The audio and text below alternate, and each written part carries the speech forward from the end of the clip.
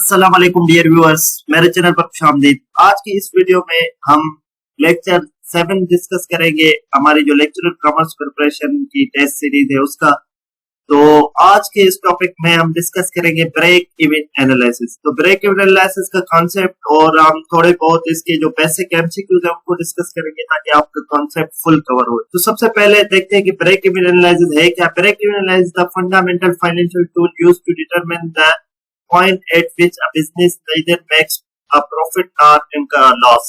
This is known as a break-even point. Break-even point क्या है? वो पॉइंट जहां पर कोई भी business no profit no loss situation में, जैसे आप बिजनेस स्टार्ट करते हैं तो ऐसे नहीं होता कि आप फर्स्ट डे से है कि जो है प्रॉफिट में आ जाए। आपको टाइम लगता है, आहिस्ता आहिस्ता। सबसे पहले आपने जितना पैसा लगाया होता है उतना आप उससे निकालते हैं और बाद में जो है आप प्रॉफिट जनरेट करते हैं। तो जब वो पॉइंट आ जाएगी जहां पर नो प्रॉफिट नो लॉस होगा, इट मीन जितने आपने अपनी तरफ से पैसे लगाए हैं उतने आपके वापस आ चुके हैं, तो इसको हम कहेंगे नो प्रॉफिट नो लॉस। और उसके बाद जितना एडिशनल आप जनरेट करेंगे तो वो आपका प्रॉफिट होगा। अब इसमें कुछ की कंसेप्ट है जिसमें सबसे पहले आ जाता है टोटल कॉस्ट। टोटल कॉस्ट क्या है कि the sum of fixed and variable cost at any level of production, तो इसको हम कहेंगे टोटल कॉस्ट। इसका फार्मूला क्या होता है? Total cost is equal to fixed cost plus variable cost.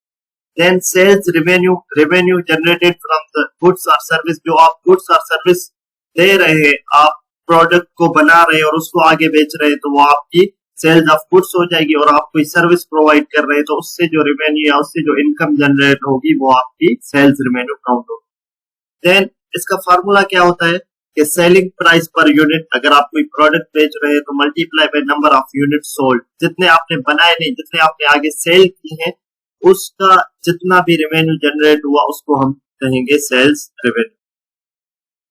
Then important concept होता है ब्रेक इवन एनालिसिस का contribution margin, the amount per unit that contributes to the covering fixed cost after covering the variable cost.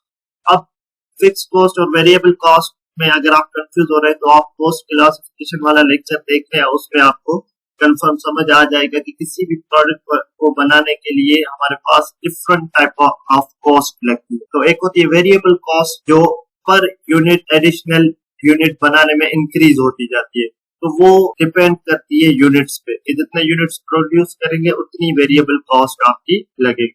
तो इसका formula क्या होता है? Selling price per unit minus variable cost. ये हम वेरिएबल कॉस्ट को minus करेंगे सेलिंग प्राइस में से, तो हमारे पास जो मार्जिन बचेगा जो कवर करेगा हमारी फिक्स्ड कॉस्ट को, उसको हम कहते हैं कि कंट्रीब्यूशन मार्जिन।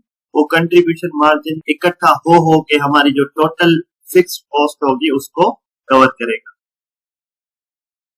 अब ब्रेक इवन पॉइंट क्या है?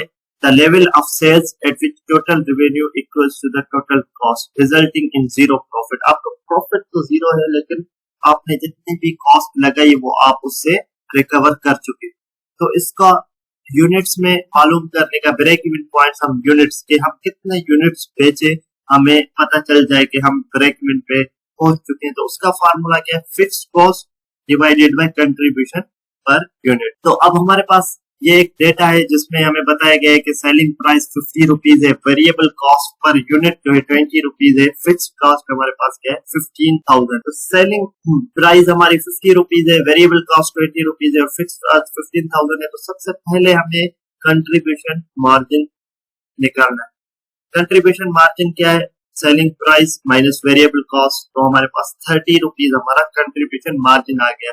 जो ये कंट्रीब्यूशन मार्जिन जब तक 15,000 नहीं होता, इट मींस हमारी टोटल कॉस्ट कवर नहीं होती। तो अब break even point units fixed cost divided by contribution per unit, 15,000 को हमने डिवाइड किया 30 पे तो हमें क्या आया 500 यूनिट्स। जब तक हम 500 यूनिट्स बेचेंगे हमारे क्या होगा? ब्रेक इवन पॉइंट होगा, नो प्रॉफिट नो लॉस होगा। तब इसको वेरीफाई करें, 500 यूनिट से टोटल रेवेन्यू आपका कितना जनरेट होगा? 25,000। जब इसको आप मल्टीप्लाई करेंगे 50 से तो आपका 25,000 आ जाएगा। अब उस 25,000 में जो है पर यूनिट बनाने में हमारी कितनी कॉस्ट आती है? 20 रुपए। तो इसको मल्टीप्लाई करेंगे 500 इंटू 20 तो आपका 10,000 उसमें से निकल जाएगा। तो आपके पास रिमेनिंग कितना बचेगा? 15,000 जो हमारे पास सफिशिएंट होगा हमारी फिक्स कॉस्ट को कवर करने के लिए। हमने ब्रेक इवन इन यूनिट्स देख लिया, अब हम देखेंगे break even point in sales value कि हम कितने रुपीस की सेल करें तो हमारी break even in units sales value में आ जाए। तो इसका सबसे पहले ये है कि आपको इसमें कंसेप्ट मालूम होना चाहिए प्रॉफिट वॉल्यूम रेशो का। प्रॉफिट वॉल्यूम रेशो का it shows how much contribution earn from the sales, कि कितने परसेंट की, इसको हम परसेंटेज में देखेंगे। ये जो प्रॉफिट वॉल्यूम रेशियो है इसको हम परसेंटेज में देखेंगे कि कितनी कंट्रीब्यूशन हमें इन परसेंट मिल रही है to cover the fixed cost. जो break even point in sales है उसको मालूम करने के लिए हमारे पास fixed cost divided by price volume profit volume ratio करेंगे, और प्रॉफिट वॉल्यूम रेशियो मालूम करने के लिए का फार्मूला क्या है, contribution. Again contribution divided by sales multiply by 100 करेंगे तो हमें पता चल जाएगा कि हमें कितनी जो है प्रॉफिट वॉल्यूम रेशियो है हमारा, और उस प्रॉफिट वॉल्यूम रेशियो को हम फिक्स कॉस्ट से डिवाइड करेंगे तो हमें ब्रेक इवन इन सेल्स मिल जाएगा। तो ये देखिए यहाँ पर हमें एग्जांपल दिया गया है, फिक्स कॉस्ट है 60,000, सेल है 1 lakh rupees and variable cost है 60,000।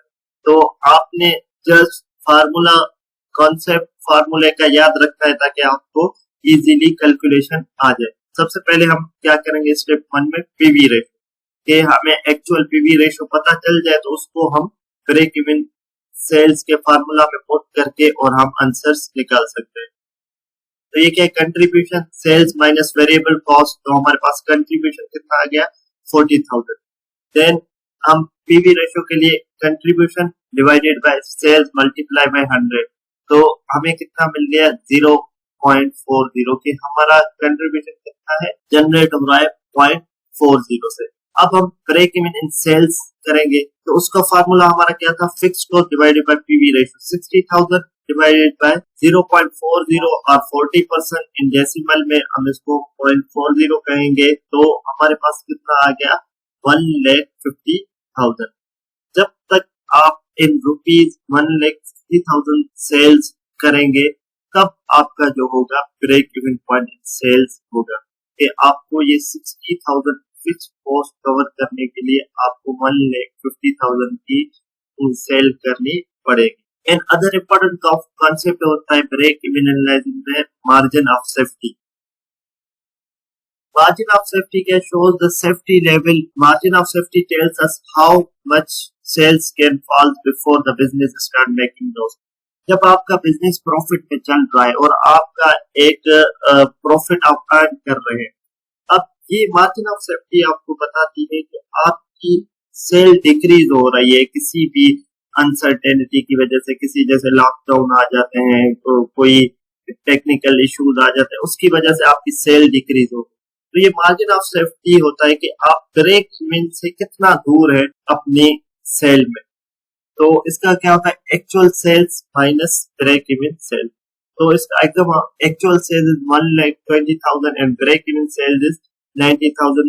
तो मार्जिन ऑफ सेफ्टी क्या हुआ हमारा 1,20,000 माइनस 90,000 30,000। तो ये समटाइम्स आपको इन टर्म्स ऑफ रुपीज में पूछा जाएगा, सेल्स में पूछा जाएगा, यूनिट्स में पूछा जा सकता है मार्जिन ऑफ सेफ्टी, या तो आपको इन टर्म्स ऑफ परसेंटेज में पूछा जाएगा कि ये 30,000 जो है वो कितना परसेंट बनता है 90,000 का, या 90,000 के कितने दूर है। तो अब इसके एमसीक्यूज देखें किस तरीके से इसके एमसीक्यूज बन सकते हैं। सबसे पहले break even point the level where आपको ऑप्शन मिले हुए हैं और आप करेक्ट ऑप्शन मुझे बता सकते हैं कमेंट सेक्शन में। तो इसका जो अब मैं करेक्ट ऑप्शन रिवील करने जा रहा हूँ, option B, total revenue equals to the total cost. Then next हमारे पास at break even point net profit is, net profit क्या होता है, ऑप्शन इसका जो है सी करेक्ट है 0।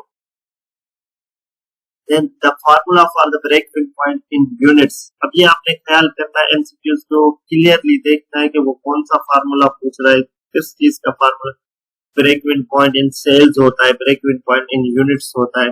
तो यहाँ पर हमें जो है फार्मूला पूछना है इन यूनिट्स का, तो इसका जो ऑप्शन जो है हमारे पास सी है वो करेक्ट। देन हमारे पास क्वेश्चन है contribution per unit is calculated as a, contribution per unit आप कैसे कैलकुलेट करेंगे, selling price minus variable cost. तो आपके पास ऑप्शन सी जो है वो करेक्ट है।